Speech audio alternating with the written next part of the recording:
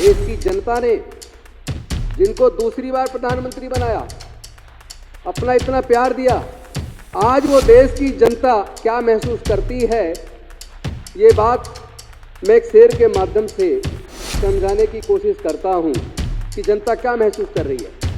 जनता महसूस कर रही है कि मुझे शिकवा नहीं तेरी बेवफाई का, कि मुझे शिकवा नहीं तेरी बेवफाई का, गिला तो तब हो जो तूने किसी से निभाई हो। क्या देश की लूट के बारे में हमारी जांच एजेंसियां कोई जांच करेंगी या नहीं करेंगी, यह भी स्पष्ट होना चाहिए। क्या सीबीआई, एनआईए, ईडी, क्या सब ये भारतीय जनता पार्टी के कार्यकर्ता बन गए?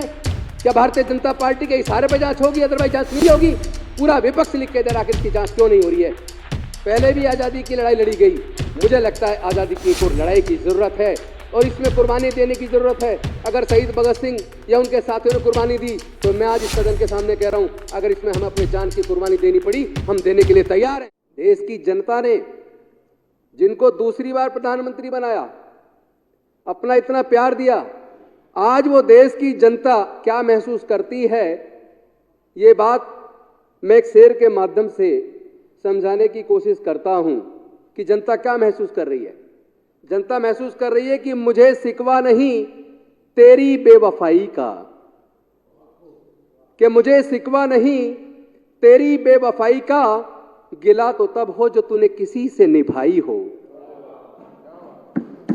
तो जिस जनता ने पहली बार जिताया फिर दोबारा जिताया, उसी जनता के पैसे को जो बैंकों के अंदर जमा था, इंश्योरेंस कंपनीज के अंदर जमा था, उन कंपनियों ने जब अडानी जी को वो लोन देने से इनकार किया, जांच तो इस बात की भी होनी चाहिए उन बैंक के उच्च अधिकारियों को, इंश्योरेंस कंपनी के उच्च अधिकारियों को कहां से फोन आया और किसने फोन किया कि ये अडानी जी को लोन आपको देना होगा। तो जनता के पैसे को लूटकर रातों रात दुनिया के दूसरे और तीसरे नंबर पे पहुंचने वाले, ये कभी मेहनत से संभव नहीं है। आज तक का पूरे दुनिया का इतिहास उठा के देख लो, पूरे दुनिया में एक भी उद्योगपति ऐसा नहीं मिलेगा, मैं केवल भारत की बात नहीं कर रहा हूं, पूरे दुनिया के अंदर एक भी उद्योगपति ऐसा नहीं मिलेगा जितने इतनी तेजी से इतनी तरक्की की हो। बेसिकली तरक्की हुई हो तो वो शायद देश की तरक्की भी साथ में हो जाती दिखती, तरक्की दिखाने का फर्जीवाड़ा हुआ। ये मुझे इस पे एक घटना याद आ रही है और वो घटना शायद आपको पसंद आएगी, आपने सुनी भी होगी, सच्ची घटना है। एक कथावाचक थे, अपने आप को संत के रूप में पूरे देश में नहीं पूरी दुनिया में पुजवाते थे। उनके यहां एक बार एक व्यापारी गए और उन्होंने कहा कि मुझे संत जी से मिलना है। तो संत जी के जो मीडिएटर थे उन्होंने कहा भाई ऐसे संत जी नहीं मिल सकते, उन पे टाइम नहीं है, पहले अपॉइंटमेंट लेना पड़ता है।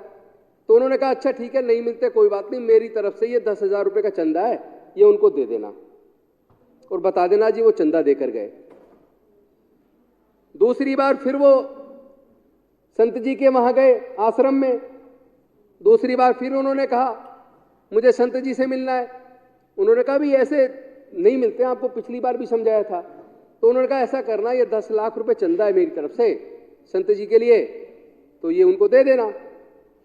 उनको जब दिया तो उन संत जी ने, जिनका नाम एस से शुरू होता है, उन्होंने कहा भाई ये कौन व्यक्ति है, इसको बुलाओ। अब वो वहां गए और बहुत अच्छे से संत जी उनसे मिले।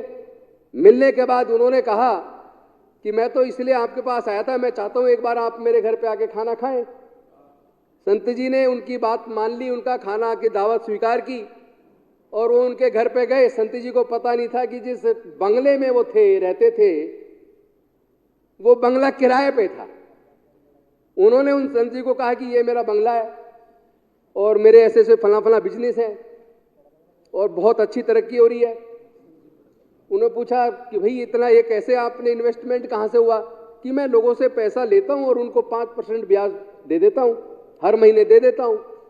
संत जी ने कहा तो ठीक है, ऐसा करो 10 करोड़ रुपए मेरे भी लगा दो, 5% मुझे भी दे देना। और इस तरह उनके 10 करोड़ रुपए लेते ही वो मकान खाली करके रफू चक्कर हो गए। आज हमारे देश के साथ बिल्कुल उसी तरह की चीटिंग उसी तरीके से हो रही है। फर्जी सेल कंपनियां बनाई गई और उन कंपनियों के माध्यम से अपने ही शेयरों को खरीद फरोख्त करके उनकी कीमत वैल्यू मार्केट में बढ़ाई गई ताकि जनता छलावे में आकर अपना पैसा उन कंपनियों में लगाए।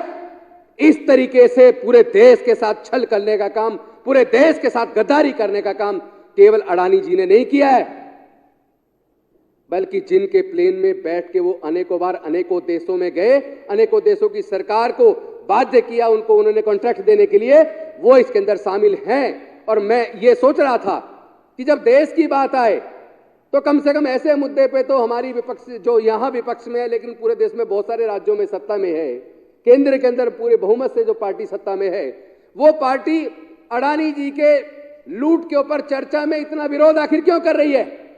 यह विरोध केवल अडानी की ऊपर चर्चा का नहीं है, बल्कि यह विरोध इसलिए है ताकि यह सच कहीं सामने ना आ जाए जो इनके मुखिया हैं वो इस सारे चीटिंग और फोर्जरी में, लूट में शामिल हैं। और यही कारण है पूरे देश का विपक्ष एकजुट होकर संसद के अंदर बार बार कह रहा है जेपीसी का गठन करो ताकि जेपीसी जांच करके सच को सामने लाकर रखे। आईने में साफ साफ तस्वीर होनी चाहिए कि आखिर ये लूट किसने की है, इसमें कौन शामिल है। और मुझे तो इस बात का भी दुख है, हमारे अन्ना हजारे जी जो इस तरह के मुद्दों पर अक्सर भूख हड़ताल पे बैठ जाया करते थे, मैं देख रहा हूं जब से ये सरकार सत्ता में केंद्र के अंदर आई है, करीब 9 साल होने को है, तब से वो बिल्कुल चुप्पी साध गए। उनकी भी एक बार जांच करो, बीमार उमार तो नहीं है, कम से कम उनसे कहो कि भाई इस मुद्दे पे भी भूख हड़ताल पे बैठ जाओ। हमारी सरकार के बारे में तो बार बार जांच की बात करते हो, बार बार बोलते हो हैं, लेकिन मैं पूछना चाहता हूं जो ब्लैक मनी भारत में वापस लाने की बात थी वो वापस नहीं आई, उस पर वो चुप क्यों है? देश के अंदर लगातार देश के संसाधनों को लौटा जा रहा है, दोहन किया जा रहा है SEZ सेज के नाम पर। जैसा कि संजीव भाई ने बताया, बिना किसी पैसे के या 1 रुपए पर उनको इतनी बड़ी जमीन दे दी गई। बाकी उद्योगपतियों को 8,000 करोड़, वो 8,000 और 6,000 रुपए मीटर के हिसाब से दी गई। तो इस तरह की जो लूट देश के साथ हो रही है, ऐसे मुद्दों पे ऐसे लोग चुप क्यों हैं? कहीं ऐसा तो नहीं सारा का सारा षड्यंत्र में इस तरह के लोग शामिल हैं जो केंद्र में सत्ता में बैठे, इसीलिए वो जेपीसी का गठन नहीं होने दे रहे, इसलिए विपक्ष को बोलने नहीं दे रहे, इसलिए विपक्ष के लोगों के खिलाफ झूठे मुकदमे दर्ज कराकर सारी जांच एजेंसियों को पूरे विपक्ष के खिलाफ लगा दिया है। मैं जानना चाहता हूं क्या देश की लूट के बारे में हमारी जांच एजेंसियां कोई जांच करेंगी या नहीं करेंगी? यह भी स्पष्ट होना चाहिए। क्या CBI, NIA, ED, क्या सब ये भारतीय जनता पार्टी के कार्यकर्ता बन गए? क्या भारतीय जनता पार्टी के इशारे पर जांच होगी, अदरवाइज जांच नहीं होगी? पूरा विपक्ष लिख के दे रहा कि इसकी जांच क्यों नहीं हो रही है? माननीय अध्यक्ष जी, इस तरह की लूट ज्यादा दिन चलने वाली नहीं है। देश के लोग, पहले भी आजादी की लड़ाई लड़ी गई, मुझे लगता है आजादी की एक और लड़ाई की जरूरत है और इसमें कुर्बानी देने की जरूरत है। अगर शहीद भगत सिंह या उनके साथियों ने कुर्बानी दी तो मैं आज इस सदन के सामने कह रहा हूं, अगर इसमें हमें अपने जान की कुर्बानी देनी पड़ी, हम देने के लिए तैयार हैं, पर हम इस लड़ाई को लड़ेंगे और हम इस लड़ाई को जीतेंगे।